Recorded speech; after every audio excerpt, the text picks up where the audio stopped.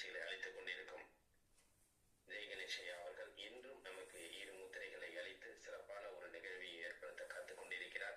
இன்றைய வேளையில் நமக்கு முத்திரைகளை அளிக்க ஜெய் கணேசையா அவர்களை அன்புடன் அழைக்கின்றோம். வணக்கம் ஐயா, அனைவருக்கும் வணக்கம். குருவே நம, தந்தையே நம. இன்றைய நாள் ஒரு அற்புதமான நாள். மார்கழி மாதம் 30 நாளுமே நம்ம தியானம் செய்து அதன் மூலமாக பல மேன்மைகளை அடைந்து ஞானத்திற்கான பாதையில் அனைவருமே மூழ்கி இருக்கிறோம். இந்த நாளுடைய மார்கழி மாதம் முடிவில் நமக்கு ஞானத்தை வெளிப்படுத்தக்கூடிய சரம் என்ற ஓட்டத்தை நமக்குள்ளே கொண்டு வரக்கூடிய பதிவை இயற்கை எப்போதுமே வச்சுட்டு இருக்குது. அதில் நாம் நாளிலிருந்து தொடங்க போகிறோம். அந்த தொடங்குவதற்கு முன்னாடி இந்த இரு முத்திரைகளை பார்த்துவிட்டு சரத்தை பற்றின ஒரு சிறிய விளக்கத்தை உங்களுக்கு கொடுக்குறேன். அந்த இரு முத்திரையில் பார்த்திங்கன்னா சின் ஞான முத்திரை அப்படின்னு முத்திரை இருக்குது. சின் முத்திரை பிடிச்சிருப்போம், ஞான முத்திரை பிடிச்சிருப்போம். சின் ஞான முத்திரைங்கிறது ரொம்ப எளிமையானது. முதல்ல சின் முத்திரை பிடிச்சிக்கணும். பிடிச்சிக்கிட்டு இப்படி மேலே வச்சுருந்தோம்னா நம்ம சின் முத்திரைன்னு சொல்லுவோம். அதையே இப்படி வச்சிங்கன்னா அது சின் ஞான முத்திரை. இந்த சின் ஞான முத்திரையை செய்வதன் மூலமாக நமக்கு மன அமைதியும் ஞானத்துக்கான தெளிவு ரெண்டுமே கிடைக்கும். இந்த 2 கைகளிலும் இந்த சின் ஞான முத்திரையை வச்சுட்டு மடி மேலே வச்சு அமர்ந்துக்கணும். ஸோ அமர்ந்துக்கிட்டு எப்போதெல்லாம் உங்களுக்கு வாய்ப்பு கிடைக்குதோ அப்போதெல்லாம் நீங்கள் இப்படி அமர்ந்து நீங்கள் என்ன பண்ணலாம், இந்த சின் ஞான முத்திரையை செய்யலாம். இதன் மூலமாக பலவிதமான மேன்மைகளை அடைய முடியும். அடுத்து ஞானமுத்ரா அப்படிங்கிறது புத்தர் எப்பவுமே கேள்வி வச்சிருப்பார். அந்த முத்திரை என்ன முத்திரைன்னா, இதே சின் முத்திரை இப்படி வச்சுட்டு கைகள் இப்படி வச்சுட்டு இப்படி வச்சுக்கணும். வலது கையை இப்படி வச்சுக்கணும் நெஞ்சுக்கு பக்கத்தில், இல்லை இப்படி கீழே வச்சாலும் சரி. இடது கை சும்மா இப்படி வச்சு மடி மேலே வச்சுக்கணும். சரிங்களா? கீழே மடி மேலே இடது கை இப்படி வச்சுக்கணும், வலது கையை இந்த மாதிரி வச்சுக்கணும். இது ஞானமுத்ரா. இதை செய்யும் மூலமாக பார்த்தீங்கன்னா உங்களுக்குள்ள இந்த முத்திரை வச்சு உட்காந்திங்கனாலே எப்படி தான் இப்படி ஒரு அமைதி வருதுன்னே சொல்ல முடியாது. அந்த மாதிரி ஒரு மன அமைதி தானாகவே உட்காரும். அப்பேற்பட்ட அளப்பரிய ஆற்றல். ஏன்னா இந்த 30 நாட்களே நம்ம தியானத்தை செஞ்சு ஞானத்தை பெறக்கூடிய அற்புதமான விஷயத்தை செஞ்சுருக்கிறோம். அதன் மூலமாக இந்த முத்திரையை நீங்கள் செய்யும்போது இன்னும் பல மேன்மை அடைய முடியும். உங்களுக்கு எப்போயெல்லாம் அமைதி கிடைக்கலையோ அப்போயெல்லாம் நீங்கள் அப்படி பிடிச்சி அப்படியே அமர்ந்துக்கலாம். சரிங்களா? ஸோ இந்த 2 முத்திரையும் செய்து பலவித ஞானங்களும் இறைவனை வேண்டிக்கிறேன். இப்போது நாம் நாளைக்கு சரகலையை பற்றி உங்களுக்கு ஒரு விளக்கத்தை கொடுக்க போகிறேன். அது விளக்கம் சொல்கிறதுக்கு காரணம் என்ன அப்படின்னா, ஒரு முழுமையான பயிற்சியை அடைவதற்கு மிகப்பெரிய ஆற்றலை நாம் நாளைக்கு பெறப்போகிறோம். எப்படி அது நம்ம உடம்பு எப்படி இயங்குது, நம்ம உடம்புக்குள்ளே இப்படி ஒரு அளப்பரிய ஆற்றலாம் இருக்குதா, இந்த மாதிரிலாம் உடம்புல கட்டமைப்பட்டு இறைவன் எப்படி நம்மளை படைச்சிருக்கிறான். இந்த ஒரு மூச்சு காத்துங்கிறது நம்மளுக்கு இவ்வளோ நன்மையை செய்யுதா, பிறப்பையே இந்த மூச்சு தான் தீர்மானிக்குதா, ஒரு ஆண் மனிதனை பிறப்பதற்கும் பெண் மனிதனை பிறப்பதற்கும் இந்த மூச்சு தான் முக்கியமான காரணமாக இருக்குதா அப்படிங்கிறதையுமே. அதுக்கப்புறம் சரமறிந்தவன் பணத்தை அழிவான், சரம் செய்தவனும் சரசம் செய்யாதே அப்படின்னு சொல்கிறாங்களே. ஏன் கோயிலை உருவாக்கி வச்சாங்க முன்னோர்கள்? அந்த கோயில் உருவாக்கி வச்சது மூலமாக அந்த கோயிலில் என்ன நன்மை, எதுக்காக நம்ம கோயிலுக்கு போகிறோம், அந்த கோயிலில் ஏன் பலவிதமான கட்டுப்பாடை உருவாக்கி வச்சுருந்தாங்க அப்படிங்கிறதுல எந்த அளவுக்கு உங்களுக்கு கொடுக்க முடியுமோ அந்த அளவுக்கு நாளைக்கு சரத்தை பற்றி உங்களுக்கு முழுமையாக கொடுக்கணும்னு ஆசைப்பட்றேன். இந்த ஒரே நாளில் எவ்வளோ கொடுக்க முடியும் தெரியாது. ஆனால் நாளைக்கு நீங்கள் சரத் கிளாஸுக்கு வந்தீங்க அப்படின்னா சரத்தை உட்காந்து பார்க்கும்போது, தை மாதத்தில் சரத்தை உட்காந்து பார்க்கும்போது கிடைக்கக்கூடிய ஆனந்தங்கிறது எனக்கு பேரின்பமாக இருக்குது. சரிங்களா? ஏன்னா இந்த 30 நாளுமே எல்லா வித ஆசான்களும் ஒவ்வொரு விஷயத்தை கொடுக்குறப்போ அதனோடையே பல வருஷமாக இருக்கிற எனக்கு பார்த்திங்கன்னா ஒவ்வொருத்தரும் சொல்லக்கூடிய அந்த உண்மைத்தன்மையை உணர்ந்து பயணிக்கும் போது நிறைய விஷயங்கள் வந்ததுனால தான் உங்களுக்கு அடிக்கடி கோபாலனையாவும் கேட்காமையே நிறைய விஷயத்தை நான் இங்கே வெளிப்படுத்துகிறேன். சரிங்களா? அந்த மாதிரி எடுத்ததுக்கு காரணம் என்ன, இங்கே எனக்கு கிடைச்ச இன்பம் உங்களுக்கு கிடைக்காம போயிடக்கூடாது அப்படிங்கிறதுக்காக வேகமாக சொன்னேன். அதில் நாளைக்கு சரத்தை பற்றி சொல்கிறதுக்கான வாய்ப்பு கிடைச்சது ரொம்ப ரொம்ப சந்தோஷம். ஸோ உங்களுடைய இடங்களை, அதாவது இடது நாசில் வரக்கூடிய மூச்சும் வலது நாசில் வரக்கூடிய மூச்சும் அதுக்கு இவ்வளோ பெரிய விஷயம் இருக்குதா, இது எங்கேயெல்லாம் தொடர்பு கொண்டிருக்குது, இது இங்கேருந்து தான் ஆரம்பிக்குதா அப்படின்னு நினைக்கிறப்போ, இந்த இடத்துல ஆரம்பிக்கக்கூடிய நம்மளை உணரலையே அப்படின்னு நினைக்கிற விஷயம்லாம் உங்களுக்கு கிடைக்க போகுது. நாளைக்கு நீங்கள் அதை வாங்கிட்டு நீங்கள் அதை ஒவ்வொரு நாளும் தொடர்ந்து பார்க்க உங்களோடு இருக்கக்கூடிய உண்மையான தோழன், உங்களோடு இருக்கக்கூடிய உண்மையான தெய்வம், உங்களோடு இருக்கக்கூடிய உண்மையான கணவன் சொல்லிக்கலாம், மனைவன் சொல்லிக்கலாம், காதலன் சொல்லிக்கலாம். மாணிக்க வாசகர் இறைவனை காதலனாக பார்ப்பாராமா. அவர் காதலியாக இருந்து காதலனாக பார்த்து திருவாசகத்தை சொல்லுவார். சரிங்களா? அந்த மாதிரி இருக்கக்கூடிய விஷயம். இந்த சரகலையை பற்றி வெளிப்படையாக சொல்கிறதுக்கு வேகமானது காரணம் என்ன தெரியுங்களா? முக்கியமான காரணம், திருமூலர் முதல் சரகலையை பற்றி எளிமையாக மக்கள் போய் சேரணும்னு சொல்லி சொன்னார். அப்படி முதல்ல முழுமையாக இந்த சரத்தை பற்றி மக்களுக்கு உபதேசித்தவர் சொன்னோம்னா திருமூலர் தான்.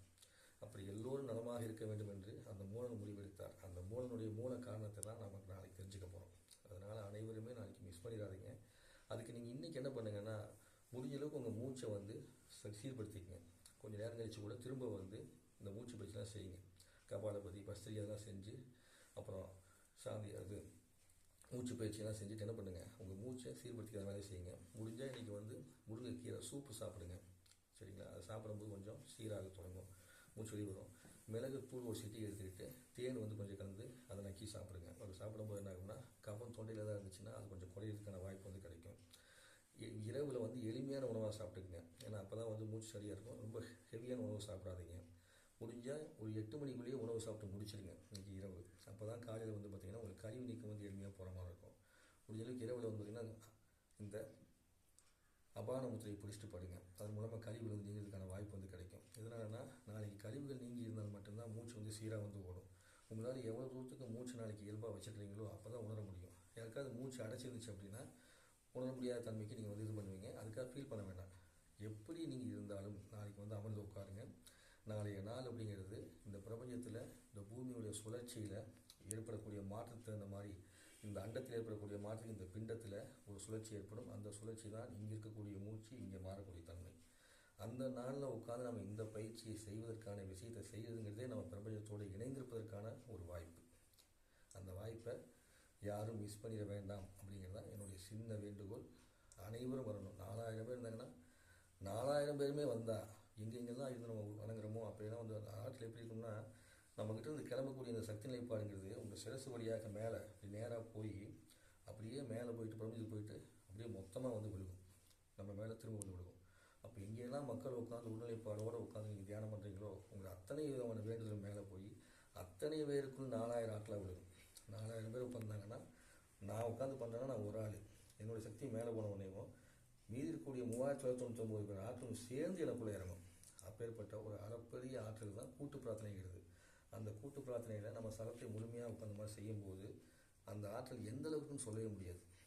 அதுபோக நீங்கள் இதை செய்கிறப்போ சித்தர்கள் யோகி எல்லாருமே வாழ்ந்துட்டு இருப்பாங்க. அவங்களுடைய ஆற்றல் உங்களுக்குள்ளே சேர்ந்து கிடைக்கும். அதனால் அதை பயன்படுத்திக்கங்க. இன்பத்தை அனுபவித்து பார்த்ததால் அதை உங்களுக்கு கொடுக்கணும்னு ஒரு ஆசையில் இதை வெளிப்படுத்துகிறேன். என்னுடைய ஆசை சின்ன ஆசையில், என்னுடைய ஆசை பேராசை. 4000 பேரும் ஞானம் அடையணும். உலகத்தில் அத்தனை மக்களும் ஞானம் அடையணும். அதுதான் என்னுடைய பேராசை. அதனால் அனைவரும் ஞானம் அடைஞ்சால் என்ன ஆயிடுவாங்க, எல்லாரும் ஜோதியாகி எல்லாரும் வேண்ட போயிடுவாங்க. அதாவது அருட்பெருஞ்சோதி அருட்பெருஞ்சோதி தனிப்பெருங்கன்னு சொல்லுவாங்க. அதுக்கு இந்த சரகலையை கற்றுக் கொடுத்தது யாருன்னா என்னுடைய அருள்குமார் ஆசான், கம்பத்தில் இருக்கார். அவர் தான் எனக்கு சரகலையை கற்றுக் கொடுத்தாரு. அவர் இலவசமாக ஒரு சொல்லிக் கொடுத்தாரு, அதுக்கு கண்ணை வாங்கி சொல்லிக் கொடுத்தாரு, 2 விதமாக சொல்லிக் கொடுத்தாரு. அதுக்கு முன்னாடி நிறைய புத்தகத்தில் நான் படிச்சிருக்கிறேன். சரிங்களா? அப்போது அந்த அருள்குமார் ஆசானையை வந்து வல்லாரை வந்து ரொம்ப பின்பற்றி போவார்.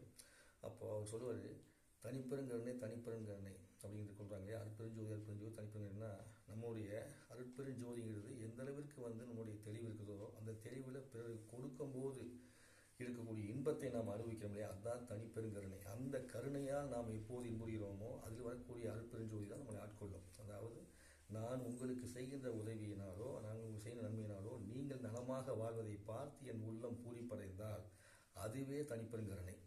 நீங்கள் எனக்கு செய்கின்ற உதவியினால் ஆக நல்லது செஞ்சாரே அப்படின்னு சொல்லி நினைக்கிறத விட நான் உங்களுக்கு செய்து நீங்கள் நலமாக வாழ்வதை நினைத்து நான் சந்தோஷப்படணும். அப்படி தான் வள்ளலார் சொல்லியிருக்காரு. சரிங்களா?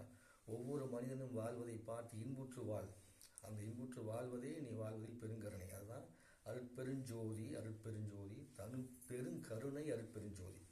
இப்பேற்பட்ட பேராற்றலாம் பெறக்கூடிய நாளாக நாளைய நாள் இருக்கும்.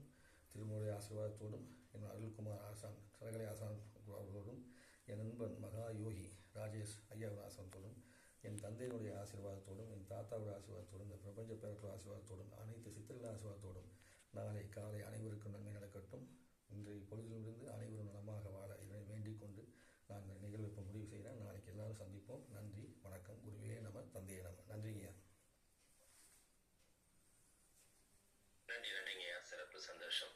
சிறப்பான முத்திரை, இரு முத்திரைகள் அடிச்சிருக்காங்க. அதை விட ஒரு மேன்மையான ஒரு கருத்தை முன் வச்சிருக்காங்க. நம்ம சொன்னது மாதிரி நாளைய வந்து அந்த சரகரை பற்றியான ஒரு கருத்து முன் வச்சிருக்காங்க. இது வந்து பாத்தீங்கன்னா ஐயா சொன்னது போல் இப்ப நம்ம எல்லாருமே நல்ல நேரம் நல்ல இதுன்னு சொல்லிட்டு நம்ம தேடிக்கிட்டு இருப்போம். அதாவது எது நல்ல நேரம், எது நல்ல இடம், எது நல்லது அப்படிங்கிறத நம்ம தேடிக்கிட்டே இருக்கிறோம். அது எல்லாமே கலந்த ஒரு நேரம் தான் நாளைக்கு நம்ம கிடைக்க போகுது. நல்ல நேரம் என்பது வந்து நமக்காக வரும் நேரம் தான் அது நல்ல நேரம். அந்த நேரம், அந்த நாள் நாளைக்கு வந்து உங்களுக்காக வரப்போகிறது. அதை பயன்படுத்திக் கொள்ள வேண்டிய பொறுப்பு மட்டும் நம்மள்ட்ட இருக்கு அப்படிங்கிறது தான் ஐயாவோட கருத்து. கண்டிப்பாக இது முதன்மையான விஷயம். கண்டிப்பாக இது வந்து பாத்தீங்கன்னா எல்லாருமே